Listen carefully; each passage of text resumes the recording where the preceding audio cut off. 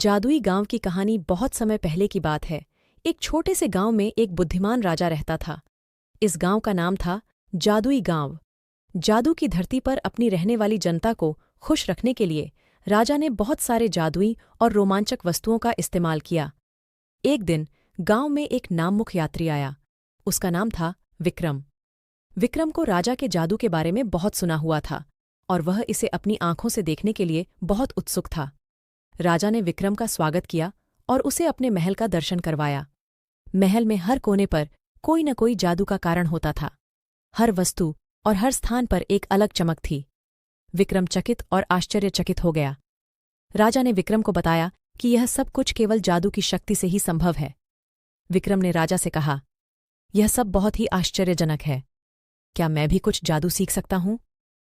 राजा ने हंसते हुए कहा, बिल्कुल विक्रम, लेकिन जादू सीखने के लिए एक शर्त है।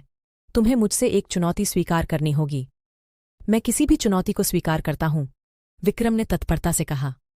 राजा ने उसे बताया, तुम्हें गांव के अंतिम कोने में एक खोजना होगा जहां एक जादूगर बसता है। उससे जादू सीखो और तुम असली जादूगर बन जाओगे। विक्रम को चुनौती स्वीकार कर लिया और राजा की योजना के अनुसार उसने गांव के अंतिम कोने की ओर रवाना हुआ। सफर में उसने बहुत सारी मुश्किलें झेलीं, लेकिन अंत में वह जादूगर के घर पहुंच गया। जब विक्रम ने दरवाज़ा खटखटाया तो वहां से एक बूढ़े आदमी निकले। उसने विक्रम को देखा और कहा, तुम कौन हो और तुम्हें मेरे यहाँ क्या काम है? विक्रम ने अपना मकसद बताया और जादू सीखने की इच्छा व्यक्त की। जादूगर ने विक्रम की उत्सुकता देखी और उसे एक चुनौती दी। मेरे पास 3 बैंगल हैं, जादूगर ने कहा। तुम्हें उनमें से सही वाला बैंगल चुनकर मुझे दिखाना है। अगर तुम सही वाला बैंगल चुनोगे तो मैं तुम्हें जादू सिखाऊंगा।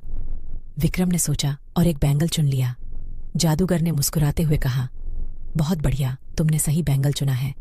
अब मैं तुम्हें जादू सिखाऊंगा। विक्रम ने जादूगर के साथ कई दिनों तक मेहनत की और अंत में उसने जादू सीख लिया। जादूगर ने उसे बहुत सारे जादू के तरीके सिखाए, जिन्हें विक्रम ने ध्यान से सीखा और समझा।